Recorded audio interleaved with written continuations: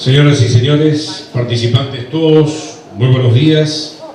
En el marco de la actividad que se viene desarrollando y que está para culminar en el día de hoy, este sexto simposio de métodos experimentales de hidráulica, procederemos a realizar un reconocimiento a los exponentes de las charlas magistrales.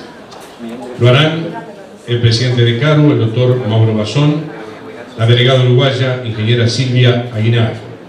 En primera instancia, la palabra del presidente de CARU y presidente de la delegación argentina, el doctor Mauro Basón. Buenos días, de nuevo un placer compartir este simposio, esta jornada, y más aún hoy que ya están los resultados de haber compartido entre ustedes todas las tareas que vinieron a hacer y seguramente el bagaje que se llevan de este tipo de simposios. Le decía a mi colega Silvia, primero que compartíamos la alegría de que CARU sea protagonista y que hoy ustedes puedan estar trabajando sobre hidráulica, sobre métodos experimentales y sobre todas las cuestiones vinculadas al agua en un lugar como este, en un lugar que precisamente se nutre de ese tipo de investigaciones y nos sirve mucho para prever los resultados de un río que nos toca administrar. Y en particular nos toca administrar un tramo del río. Nos gustaría poder tener los 1800 kilómetros a cargo, pero solamente por una cuestión de que creemos que es pertinente, más allá del derecho internacional y de los acuerdos. Pero también le decía a mi colega Silvia que en el 2017, cuando pude participar invitado por Alejandro y Alejandro en la Universidad Católica, ver la pertinencia, el trabajo que habían hecho, si bien compartí un solo día, pero la verdad que me entusiasmé tanto con lo que pude ver esa mañana, que sin duda cuando me propusieron ustedes traer este simposio aquí a CARU, a Paysandú, al río Uruguay, no lo dudé y automáticamente cuando se lo transmití a mis colegas, automáticamente también decidieron que sí, que era pertinente, que era interesante, que sería muy apropiado que lo hiciésemos aquí. De hecho, seguramente vamos a empezar también a ver esos resultados a partir de las investigaciones que ustedes han hecho, de los trabajos que han presentado, del desarrollo. Y es muy importante que también hayan podido estar en CTR, en Salto Grande, donde tenemos trabajos en común, porque compartimos el río, compartimos la preocupación por la cuenca, y esto es algo que debe, hace pocos días, creo que un mes aproximadamente, estuve reunido con el secretario ejecutivo del Comité de la Cuenca del Plata, que une a los 5 países, y también la necesidad de reactivar las investigaciones y los trabajos que implica estar activamente participando de todos los organismos de gobernanza de la Cuenca del Plata. Más allá de que existe el organismo no estaba muy activo y ahora parece que sí, que se va a impulsar nuevamente, y para nosotros es fundamental porque nuestros ríos no están aislados, están interconectados, la cuenca es la que nos nutre, así que es importantísimo que hoy los resultados, y llegó el otro Alejandro tarde, le vamos a explicar una sesión acá. Así que simplemente decirles que estamos muy satisfechos nosotros, espero que ustedes también lo estén, espero que se lleven de esta experiencia la mejor acogida de parte nuestra. Hemos tratado de hacer lo mejor que pudimos para que ustedes se sientan bien y puedan realizar sus trabajos con la mayor aptitud posible, y que bueno, los resultados los vamos seguramente a acaparar para nuestro organismo, y eso es importante. Estamos, como siempre decimos, somos un organismo internacional, pero somos 2 países hermanos los que aprovechamos el río, los que aprovechamos las investigaciones y los que nos nutrimos permanentemente del trabajo de ustedes, así que los agradecidos somos nosotros. Muchas gracias, doctor Mauro Basón. La ingeniera Silvia Aguinar, en representación de la delegación uruguaya en CARU. Sí, muy buenos días a todos. Y como dice Mauro, totalmente agradecida y satisfecha por este evento. Es decir, lo único que quiero decir es felicitar a los organizadores por la cantidad la convocatoria que han tenido de expositores. He visto la agenda sumamente intensa, con muchas presentaciones, felicitar a docentes, felicitar a los participantes, y realmente espero que se lleven, además de todo lo técnico que han intercambiado en estos días, bueno, una vivencia sobre el río, mirándolo acá desde cerca, y viendo, bueno, que ahora, por ejemplo, está un poco inundado. Esto no es nada, pero tenemos grandes problemas que seguir resolviendo y esperamos seguir atendiendo con los conocimientos de ustedes. Solo felicitarlos, esperar que se lleven una muy buena impresión de acá, Paysandú, y éxitos en el futuro. Muchas gracias, Silvia.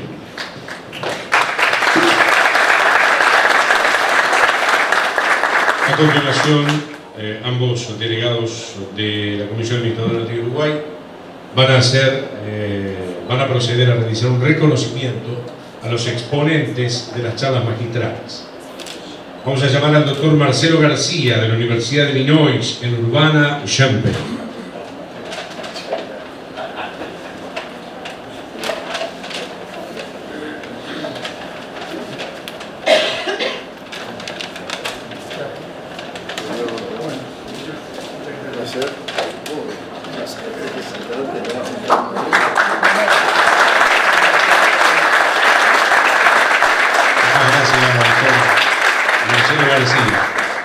Llamamos al doctor Werner Brevis, de Pontificia Universidad Católica de Chile.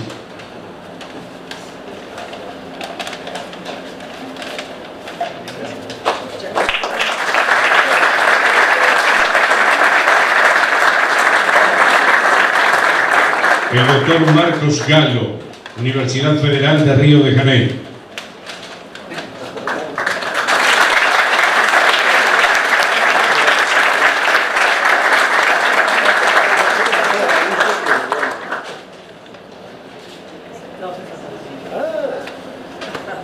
Al doctor Francisco Pedocchi, del Instituto de Mecánica de Fluidos e Ingeniería Ambiental de la UDELA.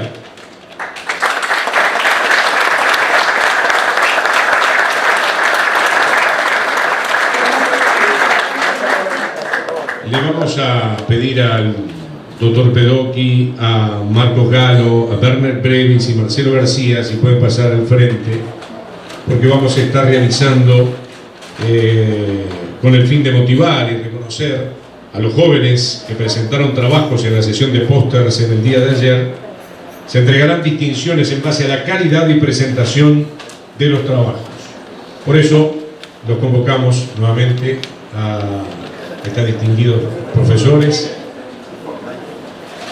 y también llamamos a los estudiantes que van a recibir esta distinción. Micaela Ru,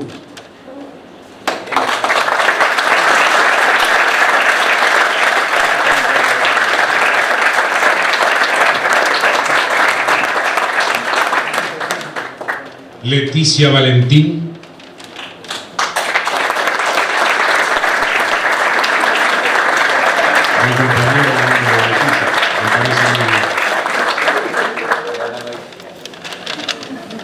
y cerramos con Lucio Volatti.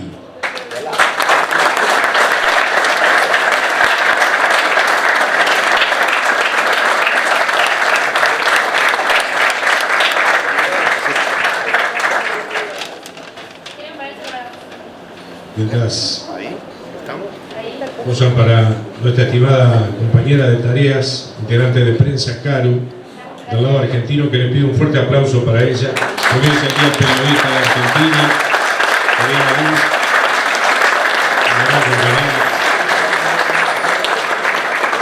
Finalmente, el secretario general de los simposios, el doctor Carlos Marcelo García, presentará la próxima sede donde se desarrollará la 7ª edición del simposio Métodos Experimentales de Hidráulica. Doctor Carlos. Buenos días. Obviamente, agradecer a la autoridad de CAL. Todos coincidimos que fue mucho más de lo que pensábamos. Ya le están dando unos niveles a estos simposios que le ponen mucha presión a los que vienen después. Así que, bueno, muchas gracias. Gracias a los que estuvieron informando. los dos Alejandro y todos los que trabajaron. Uno vio que toda la institución se movió por el simposio y eso es muy importante. Hay veces también que ver una institución toda junta trabajando por un bien común es bueno y veíamos todas las oficinas colaborando en estos días, así que en nombre del presidente y del comité organizador agradecemos a cada uno de los, desde el que nos iba a buscar en ómnibus hasta el que nos atendía en cada momento acá en la Carla, así que muchas gracias a todos. Bueno, ahora queda por anunciar el próximo simposio. El próximo simposio con una vara muy alta se va a desarrollar en Córdoba en el 2021. Dirán que está manejada la decisión, pero ¿saben por qué más que nada Córdoba? Es porque el primer día habíamos anunciado que se nos vienen nuevos desafíos. Esos desafíos son incorporar a la comunidad de mecánica de fluidos. Esos desafíos son incorporar a la comunidad de hidrología y de hidrometeorología. Entonces es difícil pasar, cuando hay grandes desafíos, pasárselo a otros, sino que está bueno que nos hagamos cargo nosotros de los desafíos. Así que los esperamos en Córdoba. En Córdoba vamos a trabajar mucho, como trabajamos acá, obviamente con mediciones en laboratorio, mediciones en campo. Los cursos precongresos los pensamos hacer con mediciones en laboratorio en campo. Los que conocen Córdoba saben de las bellezas naturales, los que no los invitamos a que los visiten. Y finalmente somos un grupo bastante grande. Acá está el ingeniero Andrés Rodríguez, director del laboratorio de hidráulica. Contamos con ya, nos confirmaron el auspicio el apoyo de la Universidad Nacional de Córdoba, el Ministerio de Servicios Públicos del Gobierno de la Provincia de Córdoba y el Centro de la Región Semiárida del Instituto Nacional del Agua. Esos tres, durante estos días previos, recibimos el aval de las tres instituciones. Esas van a ser las instituciones y las personas, un grupo bastante grande de gente, con muchas ganas de trabajar, pero también muchas ganas de divertirnos. Así que no es muy seria la última foto, pero para mostrarles que hay tiempo para todo. Y bueno, los esperamos en Córdoba en el 2021 y sigan sumando, y sobre todo la gente joven, que los esperamos porque son ellos los que le van a dar fuerza al simposio. Muchas gracias a todos.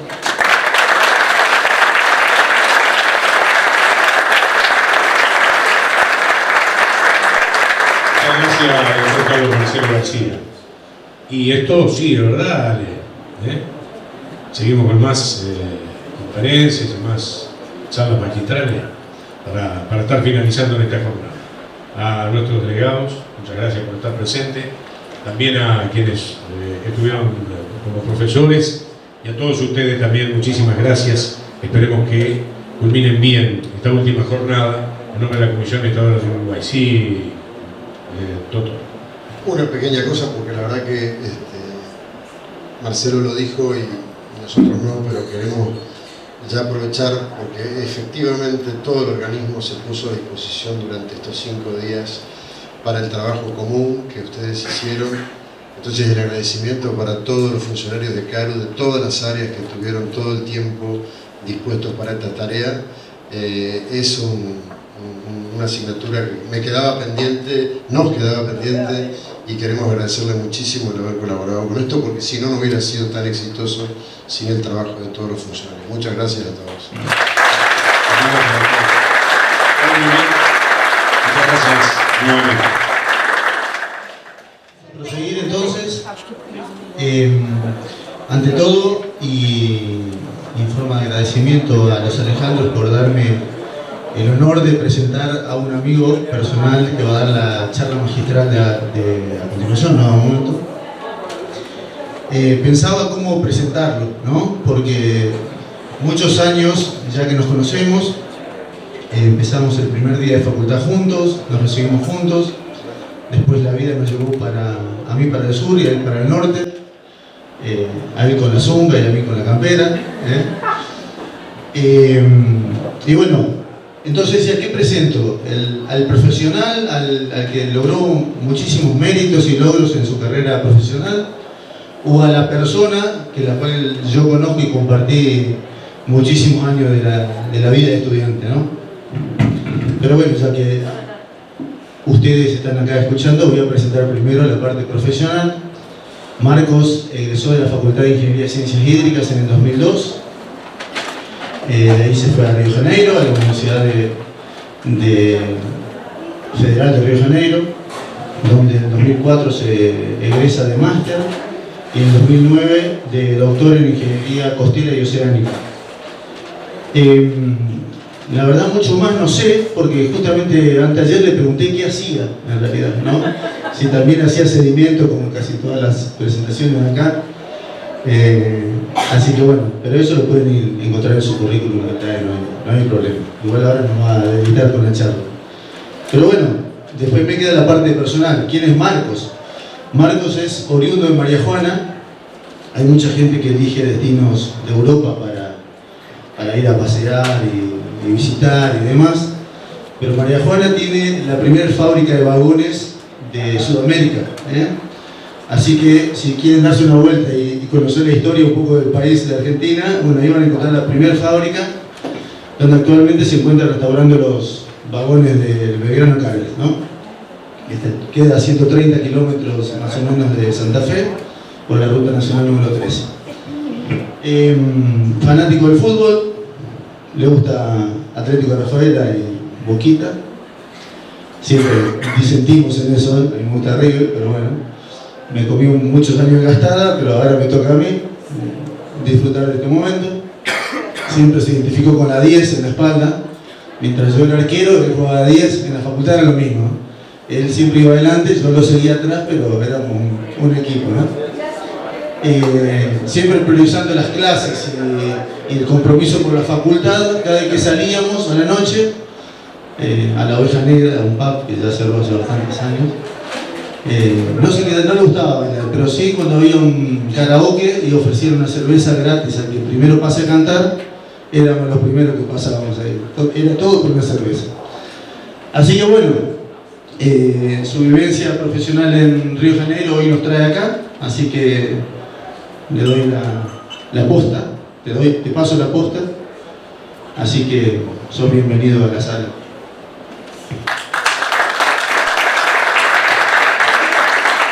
Gracias.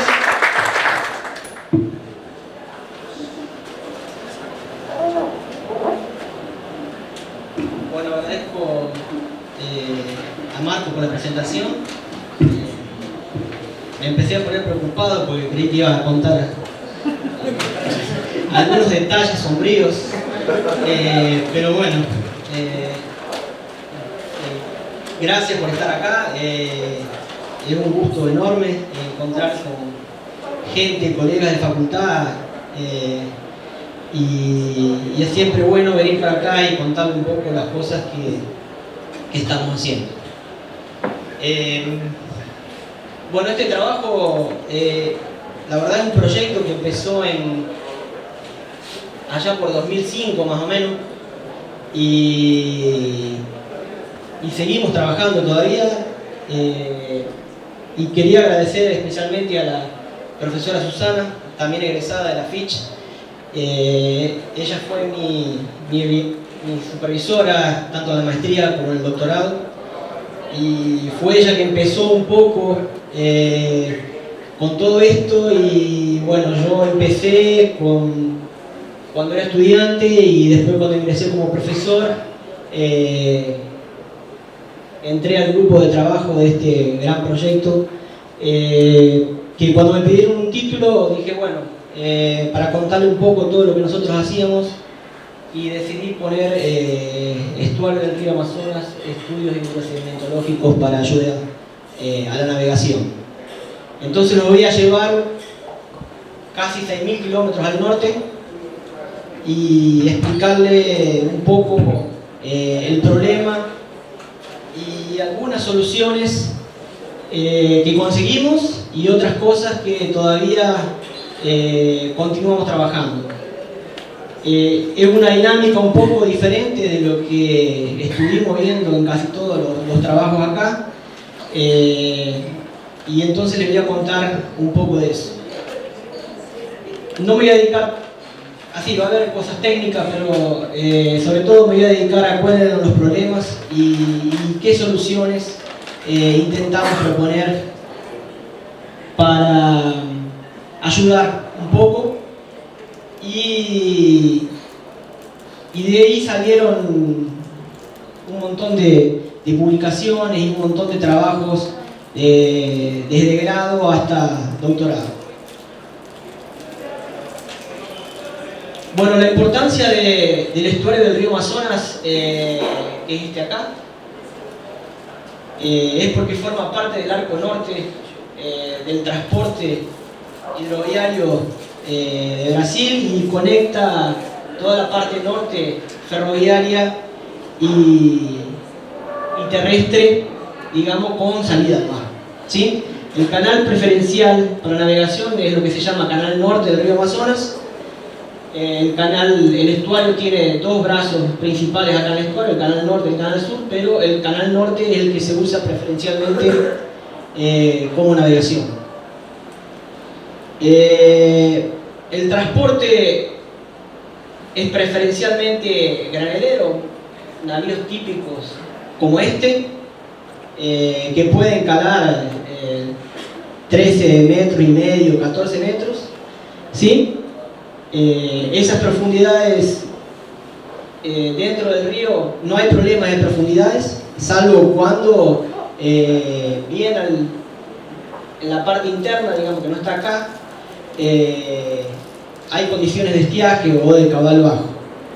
Pero existe en esta región, y después les voy a mostrar un poco más en detalle, lo podemos llamar de una loma de burro, con un depósito de lodos o de barros que restringe la profundidad a entre 9 y 10 metros sin aprovechar la marea. Y eso condiciona la navegación o la entrada de los barcos a un calado de 11 metros y medio. ¿Sí? Acá tienen un gráfico que me lo pasó un profesor que trabaja en nuestra área, que trabaja más con la parte marítima, y esta es una estadística de todos los barcos entrando en el canal. Entonces ustedes ven que vienen de todos los lugares y cuando llegan acá se concentran en un canal preferencial.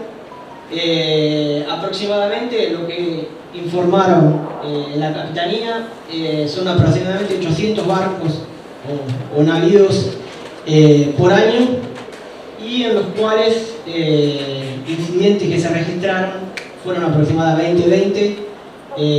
Lo que llama incidente es o que paran para esperar a la marea o que sufren con algunos bancos de arena que hay por acá, ¿verdad? Que les voy a mostrar también. Entonces, básicamente, los problemas que existen en la navegación, específicamente en la boca del estuario, primero, como les estaba contando, es un local que la dinámica es dominada por mareas, y la estación maregráfica en tierra está localizada acá, ¿sí? Tenemos aproximadamente 150 kilómetros de distancia hasta que el barco entra, y por diferentes condiciones, como les voy a mostrar un poquito más adelante, existe deformaciones de la marea. Entonces no hay una forma bien establecida de cómo hacer las predicciones de los niveles, ¿sí? Ya que sufre deformaciones tanto espaciales en esta región como temporales, básicamente por el encuentro con el caudal fluvial. El segundo problema es la restricción, como les decía, lo que yo llamé acá de loma de burro, que es un depósito de los lodos.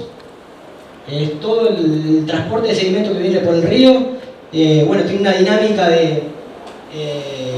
bien estuarina de deposición, o sea, las arenas, una vez que el flujo diverge y pierde energía, podemos ponerlo entre comillas porque continúa siendo bien energético, pero primero se van depositando las arenas, después la parte más fina, y esta parte, bueno, Brasil la exporta para Guyana Francesa después, y hasta sigue hasta el Caribe.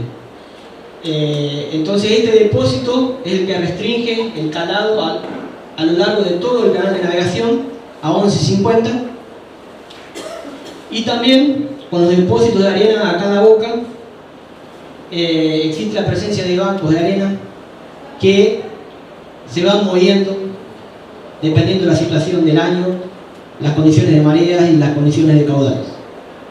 Entonces más o menos este es el panorama general que teníamos, un esquema conceptual de los problemas, y básicamente el problema es que tenemos un escurrimiento donde teníamos dos fronteras que no se sabía muy bien lo que eran. Teníamos dudas de cómo era el nivel del agua a lo largo de toda la ruta de navegación, y no se conocía el fondo. O sea, se conocía qué era el fondo, pero cómo es que ese fondo se comportaba a lo largo del tiempo, ¿sí? Y en el caso del depósito de lama, ¿cuáles eran las cuáles eran las características de ese depósito? Un poco lo que Francisco contaba en la primera charla. Entonces empezamos a trabajar con eso.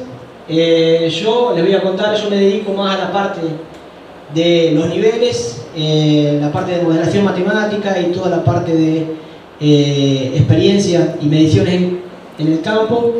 Y Susana, bueno, tiene un cariño especial por los barros, y ella está trabajando bastante en esta parte de caracterización del depósito. Bueno, acá algunos datos para mostrarles el encuentro de los dos gigantes y en condiciones energéticas. El caudal medio del río Amazonas es en torno de 215.000 metros cúbicos por segundo. Aproximadamente por el brazo norte pasa un 40%, no es fijo, pero un 40% de este caudal, ¿sí? Trae una carga de sedimento de 1 por 10 a la 9 toneladas por año, y tenemos variaciones de mareas que varían en el orden de 3 y 4 metros. Bueno, lo que les contaba de esto acá comenzó en 2006, y fue un proyecto que fue dividido en dos fases, y básicamente la organización del proyecto siempre fue medio a medio entre la Marina de Brasil y la COPE, que es el programa de coordinación de postingeniería en la Universidad Federal de Río de Janeiro. Esto acá tuvo un subsidio básicamente del gobierno federal, y aprovechábamos el uso de los navíos de la Marina para hacer las mediciones en ese local. Bueno, entonces contándole un poco lo que hicimos, bueno, cuando llegó esto, empezamos, teníamos los navíos que eran de la Marina, y dijimos, bueno, vamos a ponerle arriba todo lo que tenemos. Entonces conseguimos hacer 6 mediciones de campo, de cada una aproximadamente de 10 días. Teníamos 2 ADCPs, 2 ADBs, un LIS, un Riotune, una sonda de doble frecuencia para batimetría, 3 OBS y algunas cosas más. Y usamos diferentes plataformas numéricas para integrar resultados y estudiar un poco procesos. Empezamos con un modelo de allá, el CIBAIA, trabajamos con el FDC, y ahora actualmente estamos con el DELF 3D. Acá tengo una imagen del Riotune. Acá usábamos siempre un bastidor. Esto más o menos tiene 2 metros de altura, y le poníamos todos los equipamientos que teníamos, ADBs, OBS, teníamos una bomba para tirar sedimento para arriba, sedimento con agua. Bueno, no voy a mostrar acá, pero algunas cosas salieron mal, muy mal.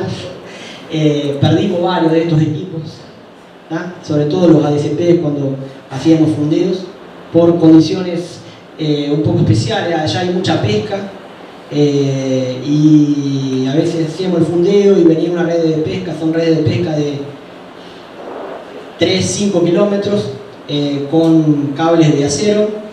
Si coincidía que era de noche, ahí no había cómo sacarla, entonces barrían todo y después cuando iba a buscar el equipo era buscar una aguja en un pajar. Entonces tenemos 2 ADCP actualmente midiendo allá en el Amazonas. Si alguien nos encuentra o sabe, vamos a tener, si no se termina la batería todavía, vamos a tener una serie larga. Entonces, para caracterizar un poco, primero vamos a empezar con el primer punto, que era destinado a la marea.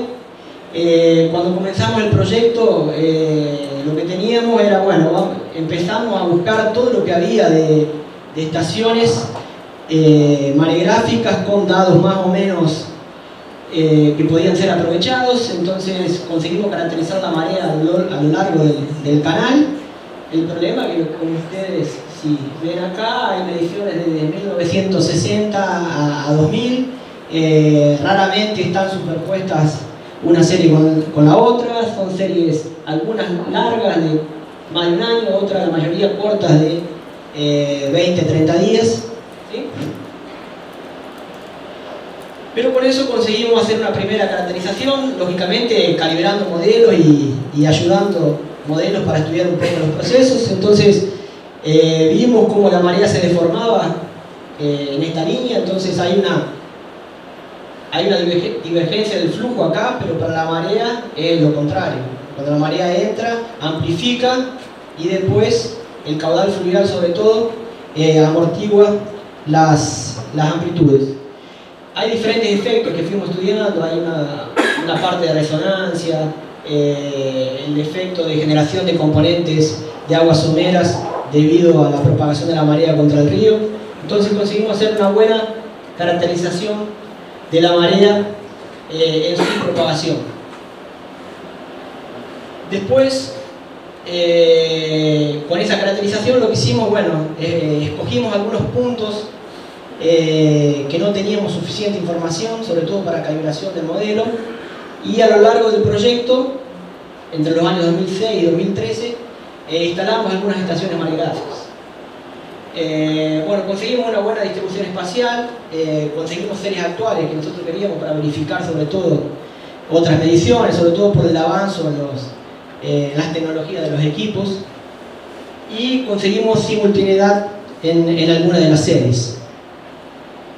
Continuamos teniendo problemas con series cortas porque la manutención acá era bastante difícil. No conseguimos instalar una medición en la plataforma, o sea, próximo de donde tenemos la restricción de calado, que era una cosa importante. Y bueno, como decía, teníamos muchos problemas de manutención y el resultado un poco fue esto. Después que finalizó el proyecto, prácticamente las estaciones están abandonadas, sin equipos, ¿sí? Por condiciones especiales después también de la economía brasilera, reducción de costos también para la Marina no consiguió instalar nuevamente los equipos. Entonces actualmente todas aquellas estaciones que les mostré, no hay ninguna funcionando. Entonces no es que es difícil medir, pero hay otras condiciones que complican un poco las mediciones de una variable que es relativamente simple, digamos. Y el problema era porque también es una región que no es inhóspita, pero dificulta un poco las distancias, el transporte. Cuando teníamos problemas en el equipo, o si no teníamos el equipo en la mano, teníamos que traerlo o a Río o a San Pablo para arreglarlo, porque probablemente el técnico no quería ir para allá. Entonces, ¿cómo se hace la predicción? ¿Cómo que los barcos entran dentro del estuario? Bueno, hubo una medición de aproximadamente 30 días en la década del 70 más o menos, y hasta hoy se usa un modelo simple de formación de la marea, considerando la estación en tierra de referencia, donde a pesar de hoy no haber estación, hay una predicción armónica. El problema es que estos son todos los puntos donde nosotros medimos a lo largo de la campaña, y específicamente, por ejemplo, en este punto que está bien encima de la loma de Burro, que es esta área más azul, nosotros podemos ver cómo es la marea, por ejemplo, acá en la estación, y simultáneamente lo que medimos acá en el punto, en este caso es el punto 8. Entonces nosotros observamos que, bueno, hay una clara deformación de amplitud de la marea, pero también hay una clara deformación de amplitud de la forma, a pesar de tener un desfasaje. O sea, acá por ejemplo la marea sube más rápido y acá la marea sube más lento. Entonces la predicción acá también no es tan fácil. Entonces nosotros empezamos a trabajar un poco con los modelos hidrodinámicos, y este gráfico es, acá en rojo está mostrado el tiempo de subida, y en azul, o los colores azules, está mostrado el tiempo de subida, y en colores más rojos es cuando el tiempo de subida es más largo, y en azul cuando el tiempo de subida es más corto. Entonces podemos observar que la marea que viene por la plataforma tiene una onda que se deforma, hace que el tiempo de subida sea más largo que el tiempo de subida. Y cuando llega a la costa, ¿tá?, por los procesos no lineares el encuentro con el caudal, la marea sube más rápido de lo que baja, ¿sí? Bueno, en situaciones extremas, cuando la marea entra en los canales, se deforman o se forma una bor, ¿tá? Y acá en Brasil se llama de Pororoca, hay campeonatos de surf, ¿tá?, en este río acá, muy famosos. Y bueno, con esto mostramos un poco que el comportamiento de la marea a lo largo del canal no es tan simple de poner dos puntos y solamente trabajar con una deformación de amplitud y una deformación de fase. Después lo que hicimos es comparamos el método que usaba la Marina para reducir las batimetrías. Cuando ellos trabajaban con las batimetrías acá, tenían mediciones en la estación y usaban un método discreto, o sea, un método de escalón, ¿tá?, trabajando por fajas en función de la deformación de marea en el tiempo y en amplitud. Entonces comparamos con una superficie continua, como era la modelación numérica. Y acá comparamos los errores, por ejemplo, en un levantamiento, esto creo que fue en 2001, ¿sí? Y bueno, específicamente en la región del Quiebramola, que más o menos, de la Loma de Burro, que es por acá, encontramos los mayores valores, lógicamente porque la metodología original no comportaba las deformaciones, sobre todo de la onda. Entonces aquí encontramos diferencias del orden de 1 metro.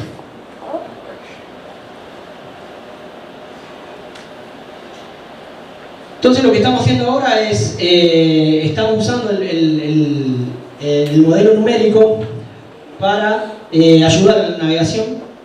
Entonces estamos con un aplicativo, un API en iPhone, a tiempo real, que le pasamos las previsiones a los prácticos, y ellos están usando esas previsiones para entrar y sobre todo para salir de la boca cuando salen con más carga. Entonces ahora ellos están entrando con una marea más fiel de lo que es la realidad, ¿sí? Y empezamos a hacer algunos estudios, por ejemplo, para optimizar esa navegación. Entonces acá estamos trabajando con el personal de la ingeniería naval y estamos haciendo simulaciones del tráfico. Entonces, por ejemplo, este es un ejemplo. Entonces Ponemos, por ejemplo, barcos saliendo a cada 10 minutos y considerando toda la marea a lo largo del tramo. Y bueno, podemos observar, por ejemplo, acá está en verde cuando el barco puede navegar sin tocar el fondo, y en rojo cuando él no podría navegar, estaría tocando el fondo. Entonces con esto lo que estamos haciendo es optimizar los tiempos de navegación para el barco no tener que esperar acá, subir la marea para poder pasar, ¿sí? Y también cuestiones de consumo, de navegación y básicamente de optimizar el pasaje. Entrando un poco en el segundo problema, la loma de burro debido al depósito de los lodos. Acá tiene un detalle, entonces esta región, en función de la batimetría de la carta náutica, tiene profundidades de 8,5 a 10 más o menos. Y acá los problemas los clasificamos un poco en función de cómo es la batimetría en fondos de lodo. Francisco explicó un poco, agradezco, así no tengo que entrar en tantos detalles técnicos, pero bueno, hay algunas incertidumbres de cómo las sondas observan el fondo. Eso trae una restricción al calado, y cómo son las condiciones de navegación en esos fondos de lodos. Bueno, los sedimentos cohesivos, limos y arcillas, forman una matriz abierta con alto contenido de agua, y en esas regiones tenemos ondas y corrientes que evitan esa consolidación, y en función de las ondas y las corrientes de marea, esa capa de lodos se fluidifica y oscila un poco en función en la escala de ese proceso. Entonces aparece una transición que podemos llamar de difusa entre lo que es la columna de agua y el fondo del lecho consolidado. Y podemos ver acá, por ejemplo, estas son algunas de las mediciones. Podemos tener concentraciones, por ejemplo, en superficie de 100 miligramos por litro, y en el fondo llegando a 300 gramos por litro. Bueno, eso hace con que cuando uno hace mediciones con las sondas en diferentes alta y baja frecuencia, a dónde está el fondo no es una cuestión tan fácil. Entonces lo que hicimos es, bueno, empezamos a medir con lo que teníamos, sacábamos muestras para ver cómo era el fondo, y usamos, como Francisco mostró un poco, el río Tun. Acá tiene una imagen bien próxima del fondo, entonces podemos ver una capa de aproximadamente 75 centímetros en función de la penetración del río Tun. Acá tiene la curva de densidades, y aparecen gradientes o cambios abruptos de densidad en la profundidad, y las sondas responden a esos cambios de densidad. Entonces, normalmente la sonda de 210 aparentemente la rebota en el primer gradiente, y después la sonda de baja frecuencia de 33 ella entra a profundidades que corresponden a densidades variables. Entonces a veces pueden aparecer un reflector, como el caso de acá, o varios reflectores. Entonces la pregunta era, para la batimetría, bueno, la Marina de Brasil usa la sonda de 210, pero la pregunta era, ¿y qué hacían los barcos? ¿Cómo los barcos veían esas profundidades.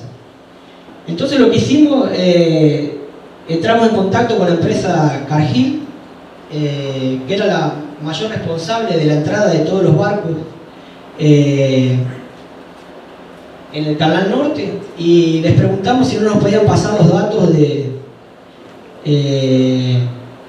a lo largo de la ruta, sobre todo cuando ellos salían del Canal Norte. Y bueno, acá hicimos un trabajo, esto acá es más reciente, esto empezó en 2007, fue un trabajo de una monografía de trabajo final de curso.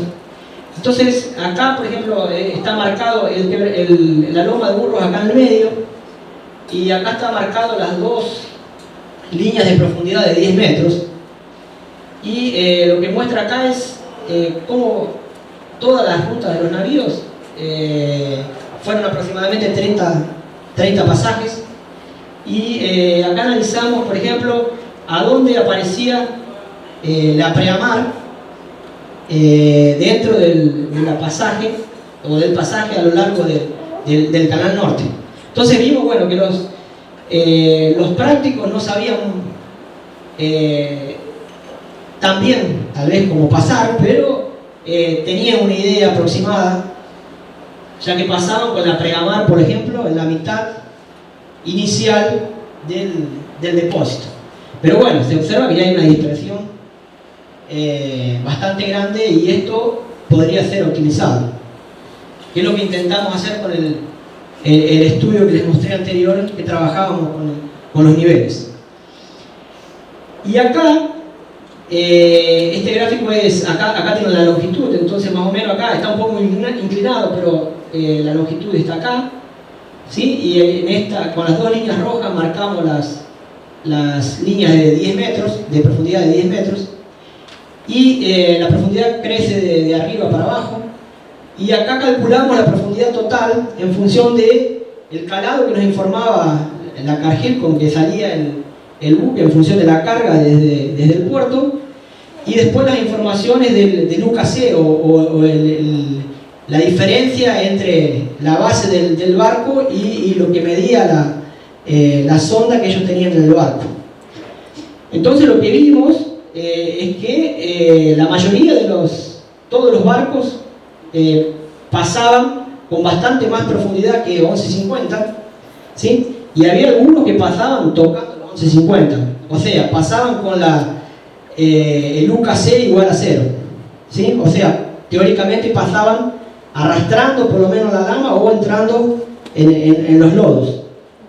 Entonces lo que vimos acá es que mismo sin todavía usar el espesor de lodos fluidos, pueden aparecer mejores profundidades, optimizando un poco el estudio de los niveles, el estudio de la marea. Pero bueno, habría una profundidad adicional que puede ser como vimos en aquel perfil, de 0,5 o 1 metro, que podríamos llamar de profundidad pasiva, que podría ser aprovechada en función de los lodos fluidos. Esto acá lo que les comentaba de UKC. Entonces, bueno, acá tienen una serie de informaciones de la PIAM que se refieren a la navegación en lama fluida, pero el problema fundamental es definir esa profundidad. O sea, ¿a dónde considero este límite, el límite acá inferior? Bueno, Francisco les comentó un poco de eso. Esto acá cambia de lugar para lugar, a pesar de en el PIAM informar algunos valores para varios puertos, sobre todo de Europa. Acá hay un dato en el puerto de Buyanas. Normalmente se usa un criterio práctico en función de la densidad. Bueno, pero si vos querés saber la densidad, tenés que ir con un aparato para medir densidad. Y los barcos, los navíos no tienen eso a bordo. Y el otro punto es verificar cómo es la maniobrabilidad de ese barco una vez que él toca el fondo o entra en los lodos. Bueno, un poco en esto estamos, sobre todo Susana, está trabajando actualmente con esta parte. Y para esto, que básicamente lo que estamos haciendo, abusamos un poco más de la confianza de la empresa Cargill, y bueno, le solicitamos si podíamos hacer algunas maniobras en aguas someras cuando ellos estaban saliendo con bastante carga, y sobre todo en el depósito de los lodos. Entonces les pedimos que hagan unas maniobras típicas que nos indicaron los profesores de ingeniería naval, como giros o zigzag, para después compararlos con estudios teóricos que hay en aguas más profundas y sin restricción de calado. Entonces, eso ahí conseguimos hacer un experimento el año pasado, y este año, creo que ahora en final de junio o inicio de julio, tal vez conseguimos hacer otro experimento para analizar esas pasadas de los navíos haciendo maniobras en fondo de lodos. Bueno, entrando un poco en el tercer problema, ya pasando un poco de la loma de burro, es en la entrada o en la boca de ese canal norte. Acá básicamente los depósitos son de arena.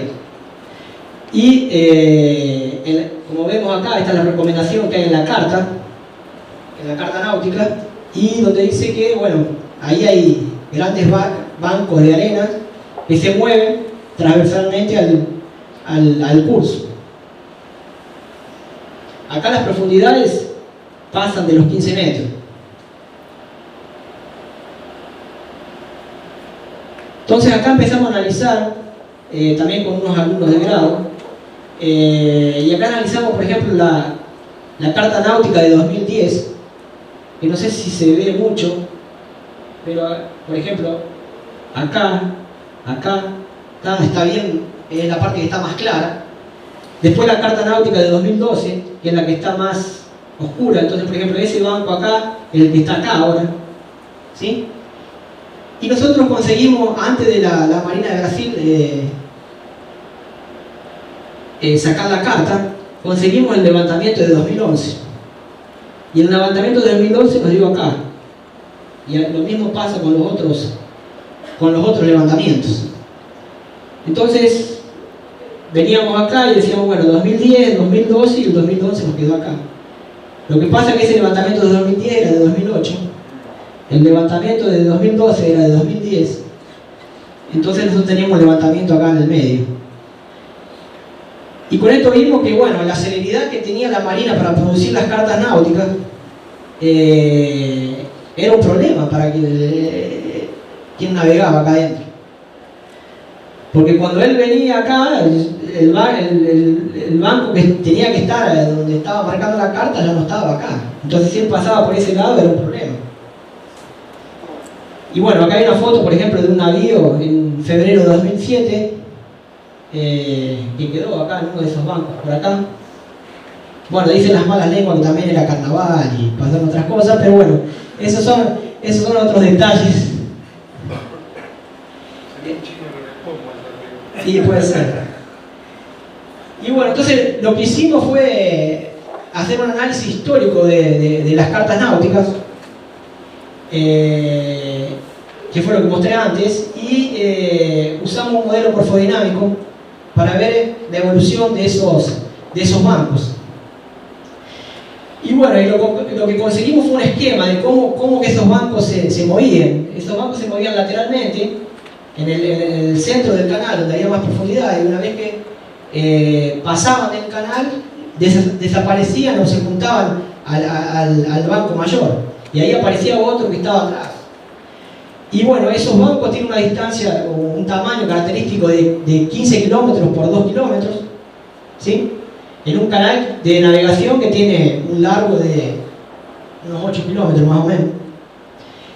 Son orientados, el eje central orientado 50 grados.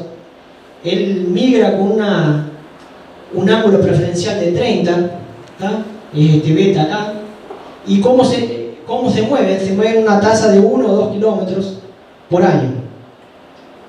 Entonces, bueno, tenía un tamaño de 2 kilómetros, se mueven 1 o 2 kilómetros por año en un canal de 8. Una carta que se produce 2 años después no sirve para mucho, digamos. Y bueno, para finalizar entonces lo que les voy a contar es, bueno, después de todo eso, qué realmente conseguimos y lo que no conseguimos. Entonces lo que vimos es que, bueno, respecto a la marea teníamos una gran variabilidad, tanto de amplitud, fase, nivel medio. Entonces lo que les propusimos que hay una necesidad de usar un modelo operativo para la previsión de niveles en el canal de navegación.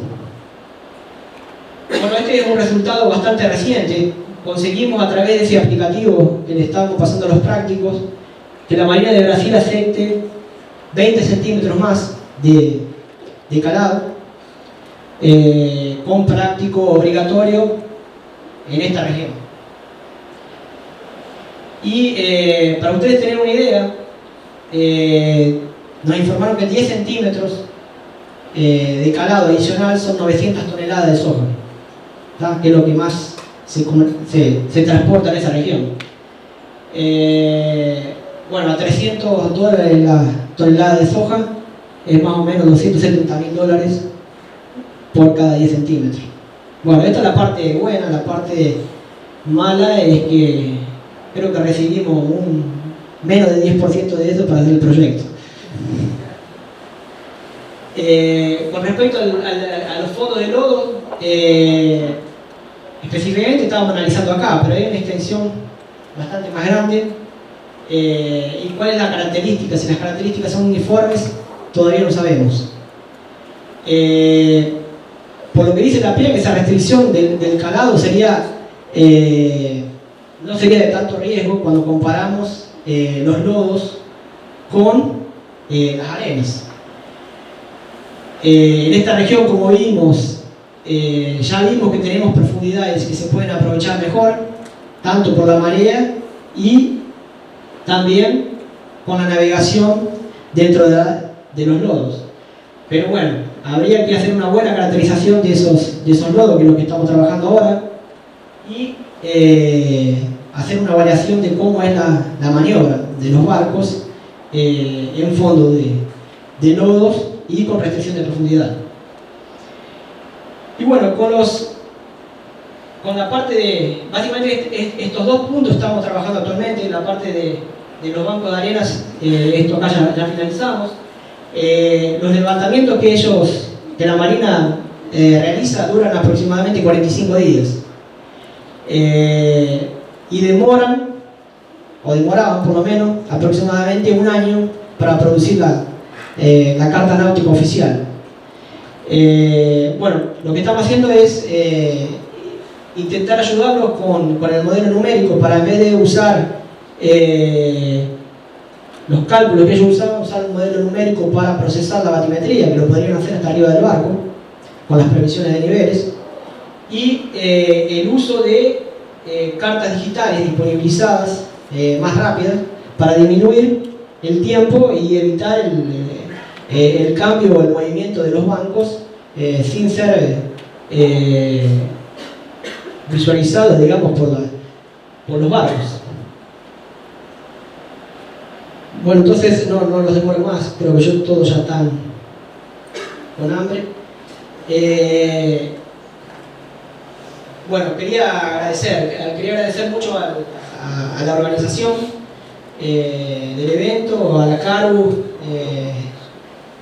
Quería agradecer también al proyecto CASPE Sprint, que financió una parte de mi viaje. Y bueno, probablemente me olvido de alguien, pero intenté poner todos acá, los que de alguna forma pasaron por el laboratorio. Algunos pasaron como alumnos, después se fueron quedando y otros ya se fueron. Y bueno, todo este trabajo, digamos, hay que agradecer a un montón de personas que trabajaron tanto en la parte de campo, en la parte de modelación y en la parte del laboratorio. Entonces, bueno, quería agradecer a ustedes también por la atención y estoy abierto a preguntas.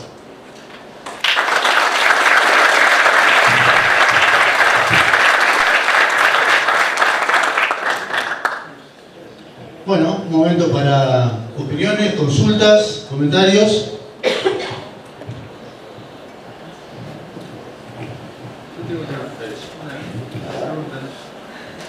Un comentario, o sea, súper interesante todo esto y no hay, al menos lo que se ve en otros sistemas diferentes que el río Illinois, por ejemplo, el Mississippi, que ha de saca todas las cargas y ellos también quieren saber, no hay la cantidad de lodo que hay, pero en este sistema, normalmente si ustedes le indican siempre la misma línea, no hay un autodragado, si vos estás pasando con la frecuencia de las embarcaciones, no se te forma un pasillo, porque eso es lo que vemos nosotros, por ejemplo, en los lagos de Peoria, en Illinois. Bueno, sí, es una pregunta bien interesante. Después que le empezamos a pasar las... a ver si lo puedo mostrar de acá un poco mejor.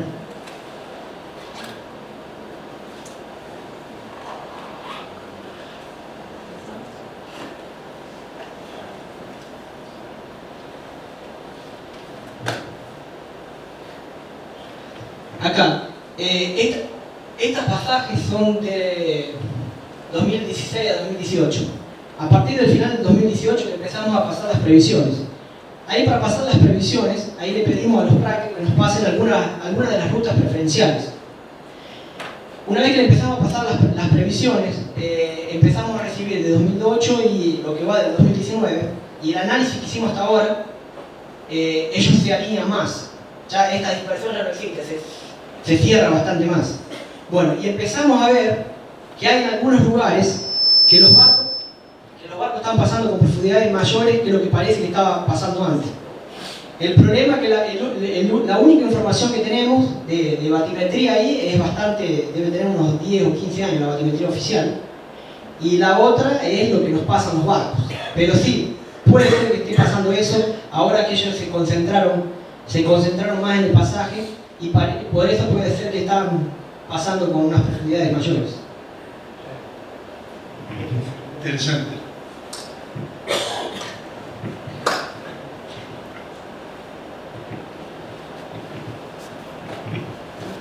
¿Y qué frecuencia tienen las sondas de los barcos para ver cuál es la profundidad que ellos miden? La mayoría tiene 210. O sea que ellos miran Sí, sí.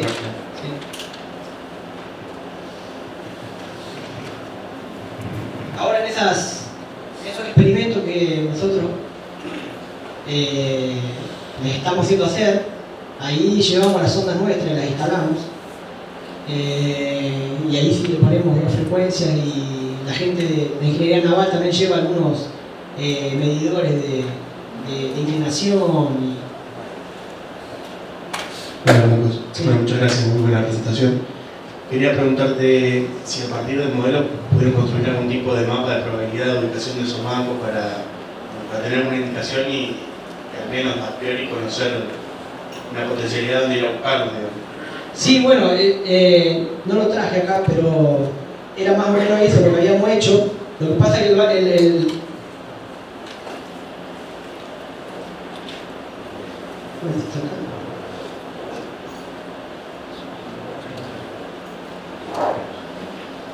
canal de navegación es más o menos esto. Acá hay profundidades de 15, 16 metros, y esta parte que es azul son profundidades menores que 10 y 5 metros. Los barcos van andando para adelante por el flujo residual, digamos, en función de ese ángulo que mostré antes. Cuando llegan a esta parte, es como que desaparecen o se juntan con esta parte de profundidad más baja, y ahí empiezan a aparecer bancos acá atrás. Se está identificada. Sí.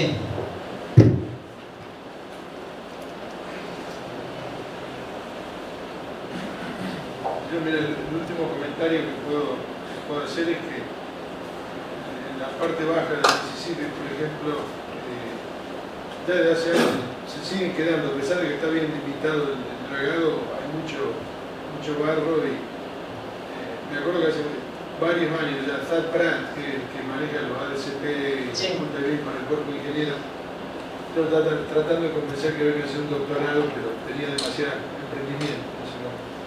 Pero una de las cosas que él hacía, tomaba una boya, la lastraba y la dejaba con una densidad de 1200 kilogramos por metro cúbico. La tiraba y se iba con una lancha, entonces 1 o 2 veces cada 15 días trataba de sacar la línea que tenía esa densidad, porque la iba cargando como un esquí, como un esquiador, y la iba dejando bajar, ¿no es cierto? Sin mucha fuerza, porque te arrancaba todo, hasta que lograba la línea de la elevación donde encontraba la densidad digamos que la pescaba la línea, el fondo náutico ese, para esa densidad. Con eso le daba una idea, porque a él le tocaba ir a buscarlo a los barcos cuando... Entonces decía, bueno, esto viene barrenando, si vos tenés una idea de dónde está pasa, no se quedan, pero eso es variable, porque el grado de consolidación cambia. Sí, nosotros vimos que, bueno, en esas mediciones no las analizamos todas. Aprovechamos, hicimos unas mediciones bien encima del canal ahí, y la frecuencia de 210, ahí el fondo, lo que sería más consolidado, digamos, también parece que tiene una onda, digamos, que se modula con la marea a lo largo de varios 3 días. Y ahí lo que tenía después, adentro, digamos, era la parte fluida, y ahí no había de 30 para ver hasta dónde llegaba, pero debe jugar en el mismo sentido, digamos. Tanto por la marea como por la onda en una frecuencia menor.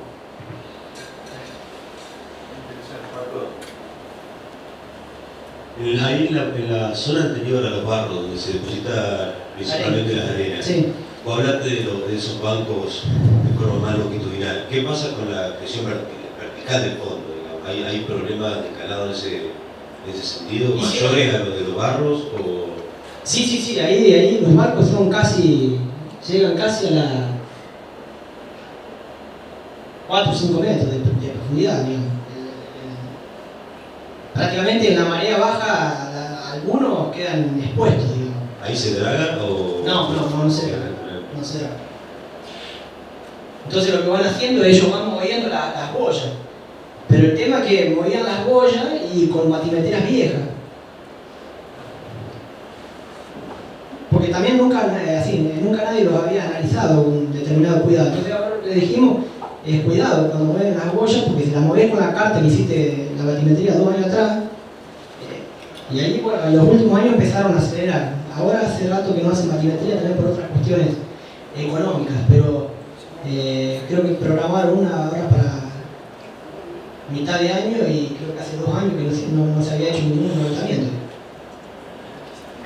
Y los prácticos, por lo que uno conversa con ellos navegan un poco, ahí ya conocen, entonces se van pasando y dicen, mirá que hay un banco que se movió acá, que no está en la carta, pasá por este lado, y después cuando el otro vuelve con menos carga, ve dónde está el banco, informa y se van hablando.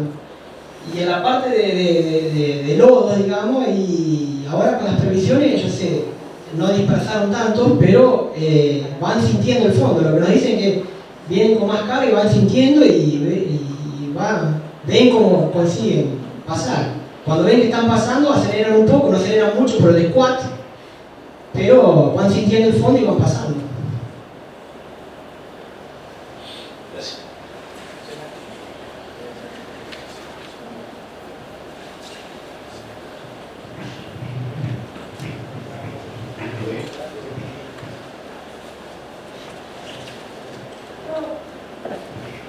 Hola Marco, gracias por tu presentación.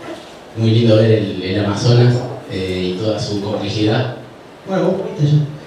Quería preguntarte una cosa, que en relación a la aplicación esta que usan los prácticos para ver el pronóstico por más o menos. Sí. Si vieron la posibilidad de que el propio usuario de la aplicación, el práctico, dé información que pueda ser útil para mejorar el pronóstico a corto plazo de esa propia aplicación. Sí. Nosotros le pedimos que nos marquen, sobre todo cuando hay alguna situación crítica, que nos vayan informando, porque con eso ahí vamos. La idea es mejorar el modelo, porque como no tenemos mediciones allá afuera, actuales, entonces le pedimos que nos vayan informando las profundidades, si hay alguna alguna información que nosotros la pasamos que no era pasaje o una cosa por el estilo. Lo que nos dije que en el aplicativo por ahora tiene solamente marea, lo que estamos haciendo es trabajando un poco con la parte de squat, para ver si podemos incluir la parte de squat también. Marcos, yo hago una consulta. Eso en relación a un poco lo que preguntó Ricardo, ¿esos bancos ahí son de actividad permanente en el río? ¿O vos tenés, por ejemplo, en todo el tramo ese de ingreso de los buques, zonas identificadas como, por ejemplo, de mayor capacidad de transporte, o sea, que están en movimiento, y en otras zonas en donde se te generen pasos que, bueno, que me dejan ser marcados en la cartografía, sí, como lugares críticos? Así, no identificamos nunca un paso que cierre todo el canal, digamos. Lo único que hacen los bancos es migran de un lado para el otro. O sea, en este sentido, o sea. Y bueno, sobre el transporte todavía no llegamos a cuantificar nada. Una pregunta, Marcos. Sí. Imponente el trabajo el ancho del canal, ¿ahí cuánto es? Acá más o menos, mirá, esto es 3 kilómetros. Poner unos 10 kilómetros más o menos del canal, donde hay profundidades. ¿Y los barcos pasan con un ancho de 2-3 kilómetros? ¿Pueden pasar por cualquier lado? No, normalmente ellos van colocando las boyas. Yo veo que están pasando por cualquier lado. Hay que confinarlos más. No, acá sí, claro, igual, ese ancho que ves en el anterior. Claro, lo que te decía es que... ¿Eso ahí cuánto es? No, pero esto es la parte de afuera, donde ahí sí no tienen problema, ahí pueden pasar, voy a comprar la primera. Bien, ¿y los prácticos hasta dónde los acompañan en la salida? Porque son pocos kilómetros, porque tienen que volver. Sí, hasta acá, ya te digo. Por eso, yo veo que es muy fácil que le agarren al canal, donde tienen que ir y se van a... Acá, fíjate, acá estamos concentrados. Sí. Bueno, acá dependen de las boyas. Claro. Acá arriba no. Y hasta ahí llegan los prácticos. Y los prácticos llegan acá. Cuando pasan esta parte azul, claro, hay una lancha que los va a buscar y los trae para acá o los lleva para adentro. Por eso, y los barcos salen para allá. Sí, ese es el problema que tenemos en el puerto de Montevideo. Nuestro canal va hasta el 44, hasta el 400. Y cuando entran o cuando salen, entran por cualquier lado. Y cuando salen, algunos la apuntan, porque si no, si ven que hay agua, se van para acá. Sí. Entonces, eso no contribuye al autodragado que pasa por ahí. No, por eso, ahora con esas previsiones, como le contaba Marcelo, ahí ellos están pasando, aparte de mejorar el pasado, se están alineando mejor. Claro, hay que confinarlos más, que pasen siempre por el mismo lugar. Sí. Eso es fundamental. Hasta el final. Porque si salen antes, por ahí. Sí. Cuando salen cargados. Cuando entran, no entran. No, entran, no traje acá. Esto acá es todo saliendo. La entrada es. Nosotros las intentamos analizar también las entradas, y las entradas no tienen coherencia de nada. Y no, porque ellos pasan con 8 metros, una cosa así, entonces. Perfecto. Muy bien, gracias.